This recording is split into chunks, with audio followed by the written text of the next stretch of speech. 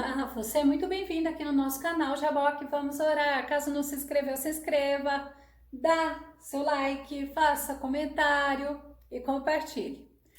Nem tudo o que nós fazemos nos traz satisfação, não é verdade?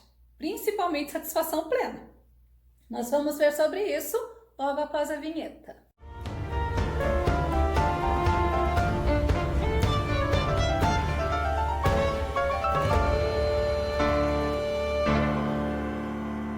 É interessante que muitas pessoas têm dificuldade de estar contente, de manter essa alegria, independente das circunstâncias. Vamos ao tema de hoje? Contentamento, independente de circunstâncias. O nosso texto base está em Filipenses capítulo 4, verso 11. Não digo isto como por necessidade, porque já aprendi a contentar-me com o que tenho. Nem tudo realmente na vida traz satisfação. Existem muitos acontecimentos que querem nos trazer tristeza, desconforto e até mesmo um descontrole emocional.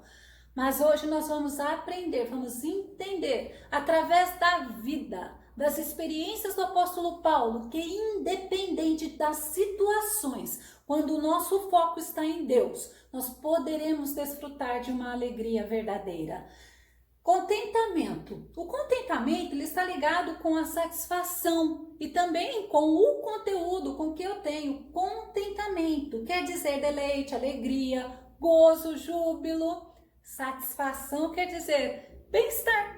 Sabe qual é o oposto do contentamento? É uma aflição, sofrimento, lamentação, nostalgia, pranto, insatisfação.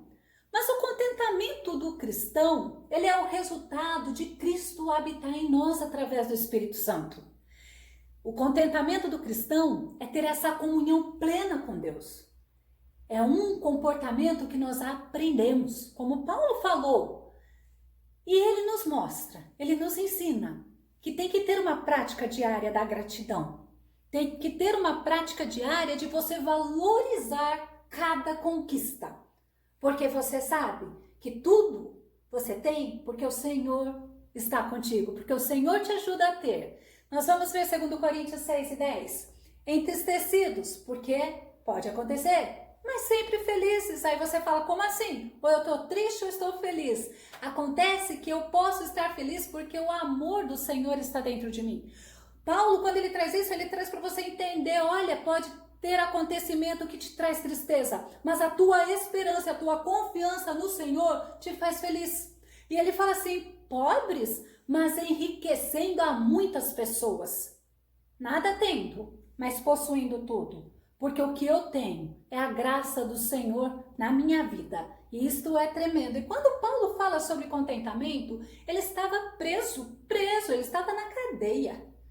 Mesmo assim, ele não se deixava abalar. Vamos ver Filipenses 4:10, que é um versículo antes. Alegro-me grandemente no Senhor por terdes finalmente renovado o vosso cuidado para comigo, sobre o qual, na verdade, estáveis atentos, mas vos faltava ocasião apropriada. E era aquela ocasião, ele estava lá, preso.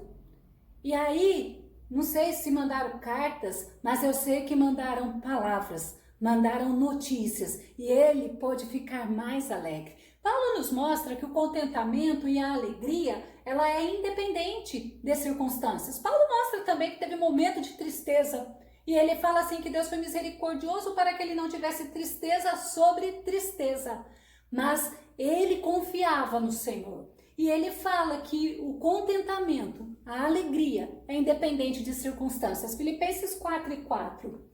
Alegrai-vos sempre no Senhor. E novamente vos afirmo, alegrai-vos. Quem está falando isso para você? É o apóstolo Paulo sendo usado por Deus e nós vamos ver a vida dele, a experiência dele, o testemunho dele. E mesmo assim, preso, ele estava falando. 1 Tessalonicenses 5:16. Conservai permanentemente a vossa alegria. Já ouviu falar que tem ladrão da alegria?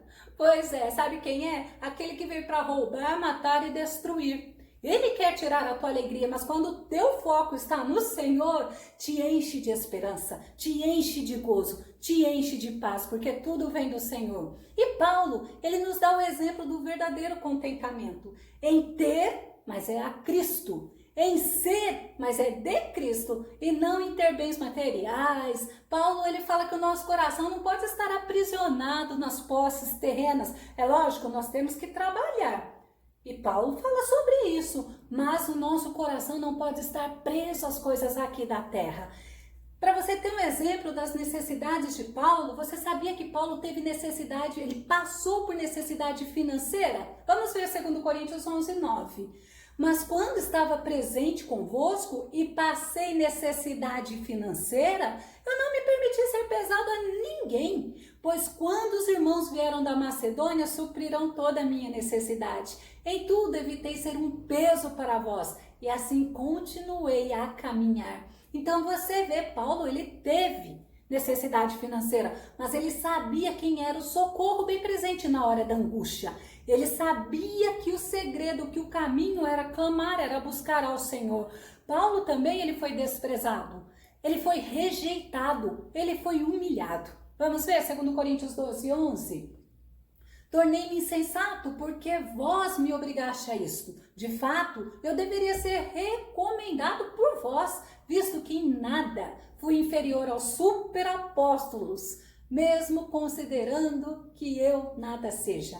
Paulo, ele mostra a humildade dele, mas ele mostra que aqueles superapóstolos, que aquelas pessoas que estavam se desfazendo dele, não era nada melhor do que ele.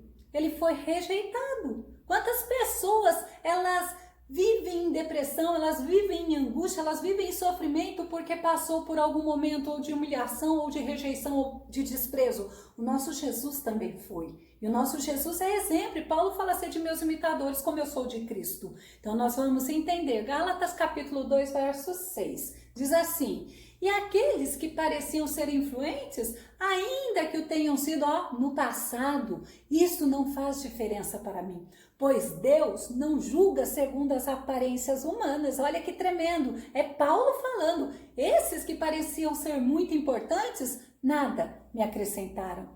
Às vezes você mesmo fica se desprezando, considerando o outro maior do que você, se considerando pequenininho perto do outro. Mas quando Paulo fala, e era um motivo, a gente vê como ele era suprido, as necessidades dele eram supridas em Deus. Quando ele fala assim, ó, isso não faz diferença para mim. Sabe por quê? Porque nada, esses superapóstolos, me acrescentaram. Quem traz essa sensação, esse sentimento de inferioridade não é Deus. É o ladrão da alegria. É aquele que quer roubar, matar e destruir. Mas também Paulo fala em 2 Timóteo 4,16. Ninguém me assistiu na minha primeira defesa. Antes, todos me desampararam. Agora imagina, ele estava preso, os amigos, cada um cuidando dos seus afazeres, todos desampararam. Ele se sentiu solitário, ele se sentiu só, mas nem isso foi motivo para tirar a esperança, o gozo, o júbilo que ele tinha em ter Cristo nele, em ele ser de Cristo. E ele passou por enfermidades, Gálatas 4:13. E sabeis que foi por causa de uma enfermidade física que vos preguei o evangelho pela primeira vez. Eu fico imaginando quando Paulo ele foi apedrejado, pode ter ficado sequelas. Quando Paulo fala do espinho da carne, muitas pessoas deduzem um monte de coisas, inclusive enfermidade. Mas uma coisa é verdadeira, por isso que eu estou trazendo. Quem fala para você alegre-se no Senhor é um homem que teve uma vida. Após ele ir aos pés de Cristo, ele apresenta quanto sofrimento ele teve, mas quão alegre ele era em Cristo Jesus. Paulo passou por castigos físicos também. 2 Coríntios 11:24. 5 vezes recebi dos judeus 39 açoites. Aí eu paro um pouquinho e pergunto para você, quantos açoites você recebeu? Porque eu, graças a Deus, não recebi nenhum. E aí eu pergunto para você, por que você está tão angustiado? Por que você está tão triste? Por que você está permitindo a tua alma se perturbar dentro de você? Vamos aprender com o apóstolo Paulo, um homem que foi apedrejado. Está falando para você, através da palavra, anime-se, alegre-se, porque o teu gozo, a tua alegria está no Senhor. Atos 14, 19, olha que diz: sobrevieram, porém, uns judeus de Antioquia e de Icônio, que tendo convencido a multidão, apedrejaram a Paulo e o arrastaram para fora da cidade, cuidando que estava morto. Olha que tremendo, não foi pouca coisa não. Agora imagina, você acha que foi pedrinha? Eu não sei o tamanho, mas eu acho que não era tamanho único, deveria ser de vários tamanhos, a ponto deles acharem que Paulo estava morto. Então não foi pouca coisa. Mas Paulo também sofreu por 2 naufrágios. Vamos ver, 2 Coríntios 11, 25. 3 vezes fui espancado com varas, olha. Uma vez fui apedrejado. 3 vezes sofri, olha, foi 3 vezes, eu falei 2, mas não. 3 vezes sofri naufrágio. Passei um dia e uma noite exposto à fúria do mar. Sofrimentos tremendos, sofrimentos físicos, sofrimento financeiro. Paulo, quando ele estava preso, olha aqui Atos 16 e 23. Depois de tê-los espancado muito, Paulo e Silas os jogaram na prisão, recomendando ao carcereiro que os vigiasse com toda a atenção. Após terem sido espancado e muito, como diz a palavra, lá na prisão, eles louvaram a Deus. E o Senhor fez algo tremendo. Paulo ainda tinha algo. O passado de Paulo, antes dele receber o Senhor Jesus, condenava ele. Muitos até tinham medo dele. Gálatas 1 e 13, olha o que diz. Sabem como eu era quando seguia a religião judaica e como perseguia sem misericórdia a igreja de Deus, procurando destruí-la. Então imagina, ele era o perseguidor da igreja. Atos 8 e 3 ainda diz assim: Saulo, por sua vez, devastava a igreja, invadindo casa após casa, arrastando homens e mulheres para jogá-los ao cárcere. Às vezes nós olhamos para nós porque nós erramos no passado, porque nós tivemos alguns deslizes e nós mesmos nos condenamos. Mas o Senhor, Ele está pronto para perdoar os nossos pecados quando confessamos a Ele. Quando nos arrependemos, Ele fala assim: dos teus pecados eu não me lembro jamais. E vamos ver que Paulo, com tudo isso que você viu, ele estava preso, mas ele não estava preso esperando ser libertado. Ele estava preso esperando ser executado. Segundo Timóteo 4 e 6. E olha só o que ele fala: porque eu já estou sendo oferecido por aspersão de sacrifício e o tempo da minha partida está próximo.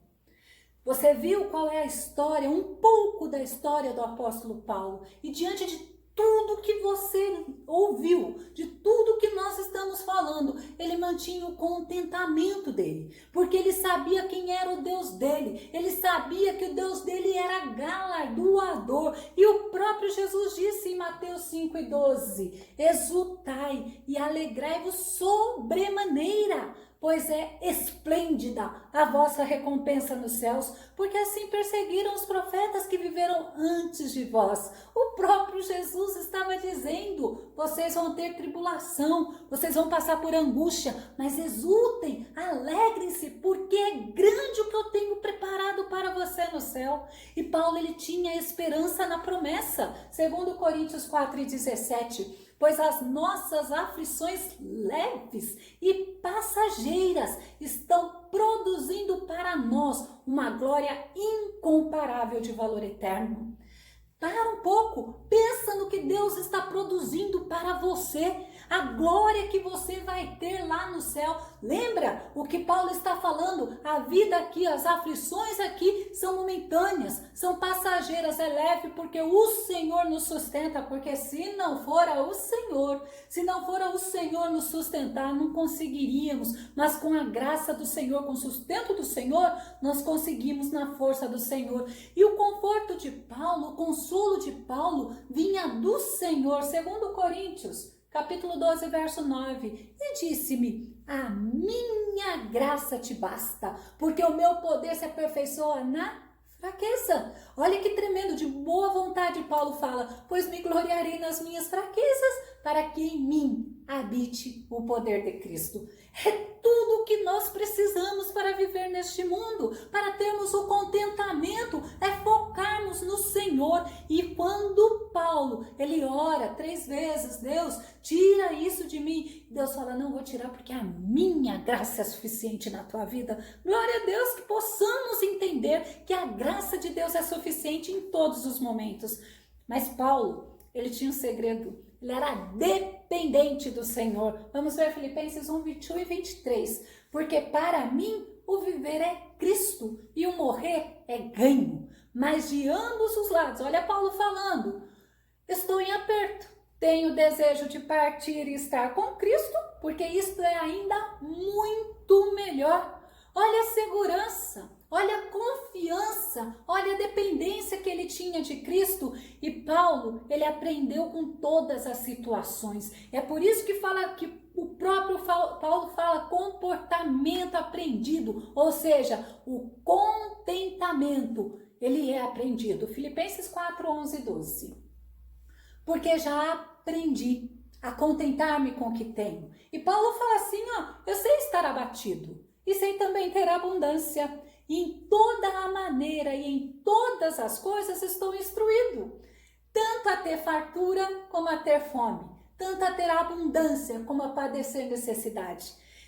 Não está aí no versículo, mas aí ele fala, eu posso todas as coisas naquele que me fortalece. Ele aprendeu com todas as situações que o poder de Cristo habitando nele era um motivo que o ensinava, o sustentava e que fazia ele ter um contentamento constante. Paulo, outro segredo dele, ele tinha vida de oração. Filipenses 1 e 4 diz assim, fazendo sempre com alegria a oração por vós em todas as minhas súplicas. Paulo é o mesmo que fala, ore constantemente, orai sem cessar. Ele tinha vida de oração, ele falava daquilo que ele vivia, daquilo que ele praticava. Mas quer ver outra prática do apóstolo Paulo, outro segredo dele? Ele tinha uma vida de gratidão. 1 Tessalonicenses 5,18 diz assim, dai graças em toda e qualquer circunstância, porquanto essa é a vontade de Deus em Cristo Jesus para convosco. Paulo mostrava, e a vida de gratidão, o ser grato é o que mantém o contentamento dentro da gente, porque Cristo gosta disso. O Senhor, ele se agrada da pessoa agradecida, assim como nós, né? Nós gostamos também quando as pessoas, elas são gratas. Mas Paulo tinha mais segredo. Paulo, ele era obediente, ele praticava obediência. Atos 16, 9 e 10. Durante a noite, Paulo teve uma visão. Olha que tremenda.